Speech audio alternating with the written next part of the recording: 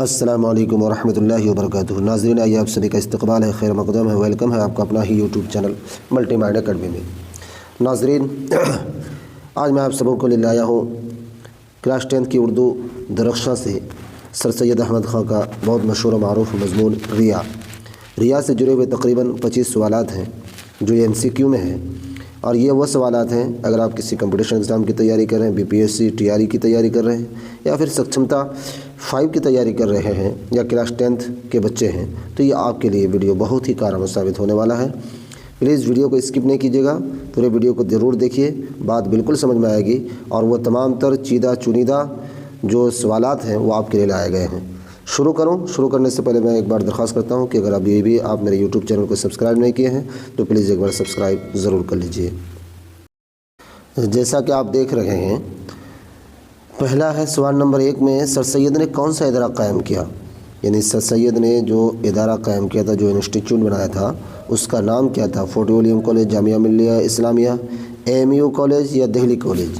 تو آپ پہلے سے بھی جان رہے ہوں گے کہ سر سید احمد کی خدمات میں جو ان کی خدمات ہے، ان میں سب سے جو نمایاں کام ہے وہ علی گڑھ مسلم یونیورسٹی کی بنیاد ہے۔ انہوں نے علی گڑھ مسلم یونیورسٹی کی بنیاد ڈالی، وہی ادارہ انہوں نے قائم کیا۔ تو اس کا درست جواب آپشن C ہو جائے گا کہ مسلم علی گڑھ یونیورسٹی کی بنیاد ڈالنے والے کون ہیں؟ سر سید احمد خان ہیں، انہی نے جو ہے اس ادارے کو قائم کیا ہے۔ دوسرا نمبر کا سوال ہے، کہہ رہے ہیں کہ آپ کے نصابی کتاب میں، یعنی 10th کلاس کی اردو کتاب میں، 10th کلاس کے سلیبس میں جو ہے اردو جو کتاب ہے، اس کتاب کا نام کیا ہے؟ درخشاں، فیروزہ، شعاع اور یہ پھر کہکشاں، وہ اردو آگے لگا دیجئے۔ تو اس کا درست جواب کیا ہوگا؟ فٹافٹ کمنٹ کیجئے۔ کلاس 10 کی اردو کا نام ہے درخشاں اردو۔ کیا نام ہے؟ درخشاں اردو۔ آپشن A درست جواب ہو جائے گا۔ بہت مختصر وقت میں یہ ویڈیو پورا ہونے والا ہے، اس لیے آپ لوگ بالکل اسکپ نہیں کیجیے گا۔ تیسرا نمبر کا سوال ہے کہ سر سید کو مغل بادشاہ سے کون سا خطاب ملا تھا؟ دیکھیے، مغل بادشاہ کے دور میں سر سید احمد خان کو خطاب دیا گیا تھا۔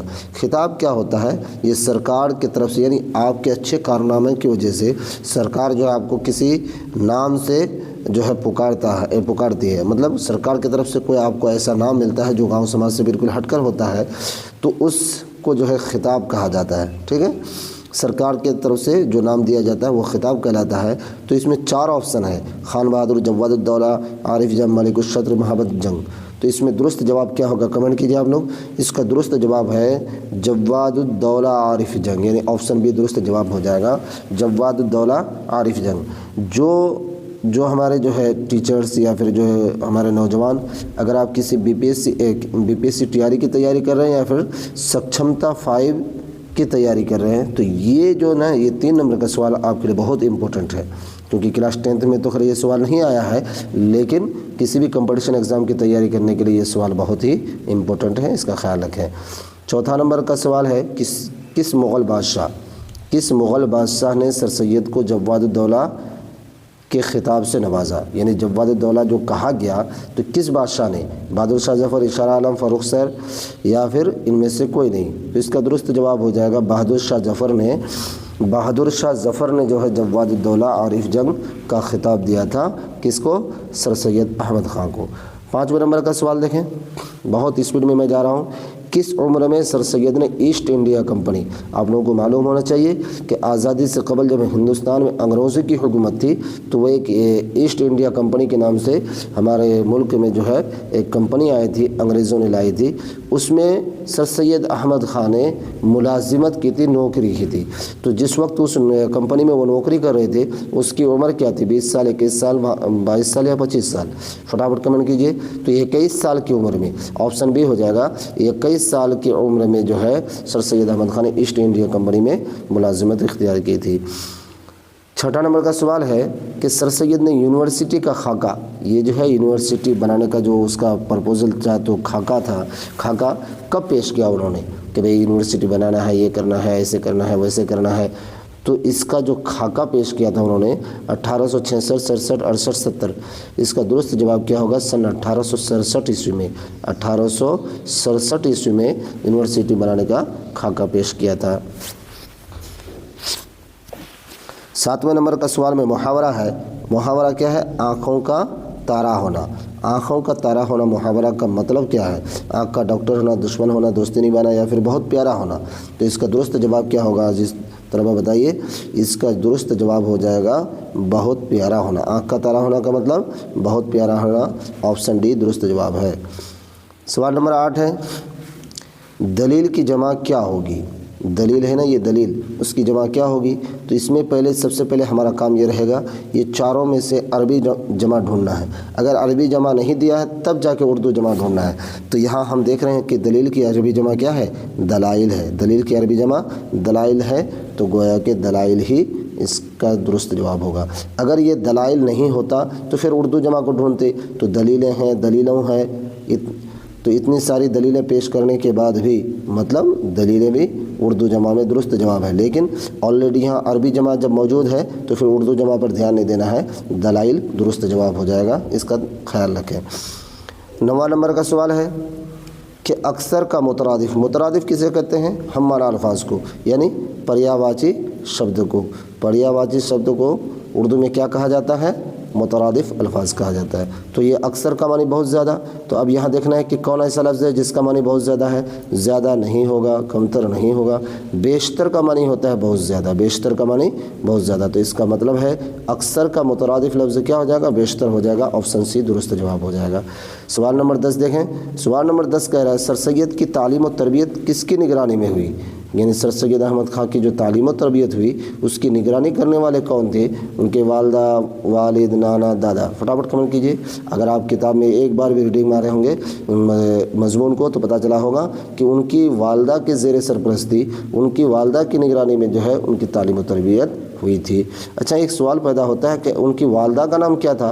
तो उनकी वालदा का नाम था अज़ीज़ुन निसा बेगम। अज़ीज़ुन निसा बेगम, ठीक है।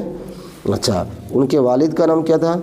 उनके वालिद का नाम था मीर मुत्तकी। देखिए 2 सवाल मैंने एक्स्ट्रा बनाया कि उनकी वालदा का नाम अज़ीज़ुन्निसा बेगम और उनके वालिद साहब का नाम जो था मीर मुत्तकी था। ये अहम सवाल है, आपको याद रखना चाहिए।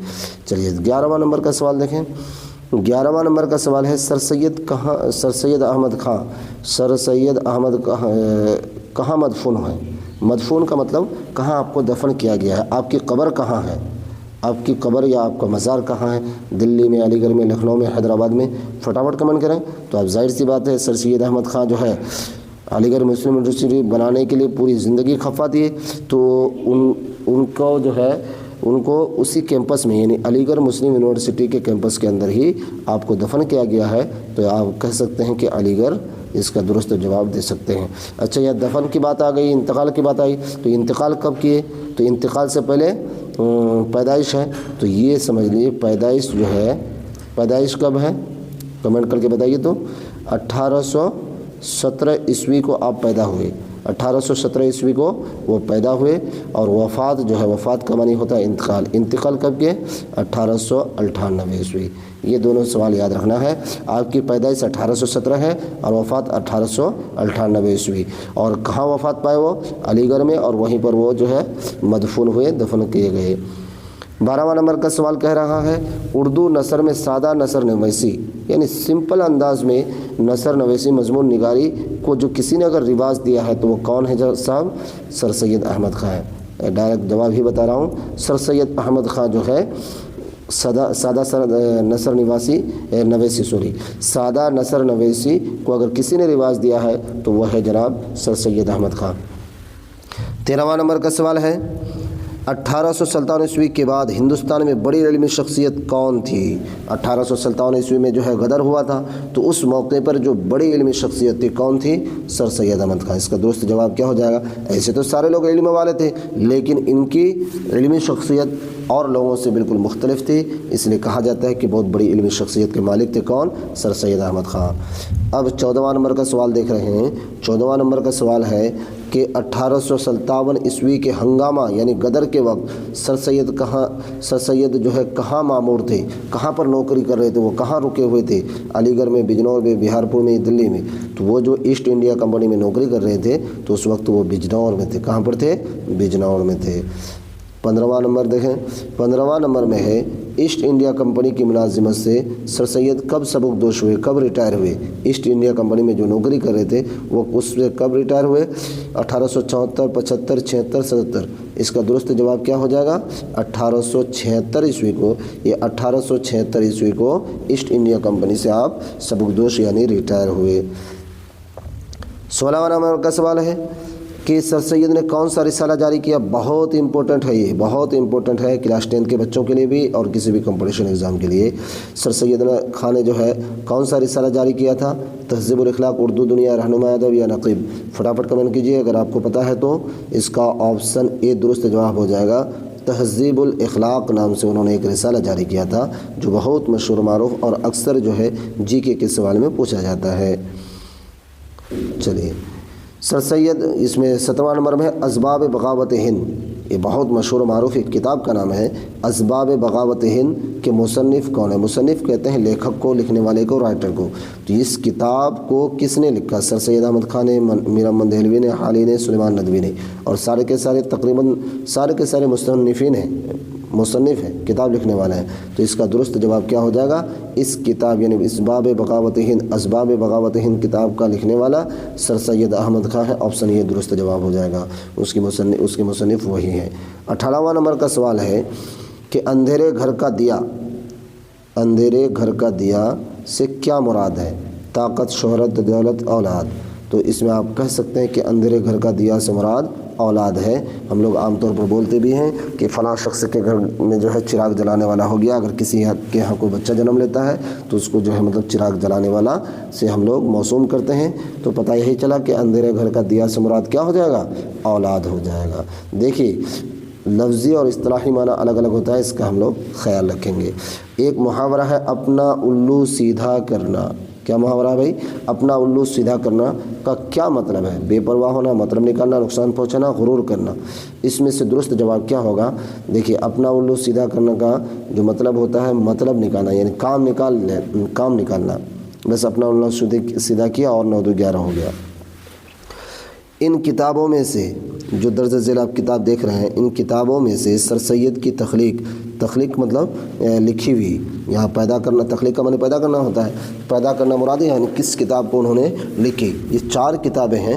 इन चारों किताबों में जो सर सैयद अहमद खान की तख्लीक है जो उसने लिखी है वह है आसार सनादीद। ऑप्शन ए दुरुस्त जवाब हो जाएगा।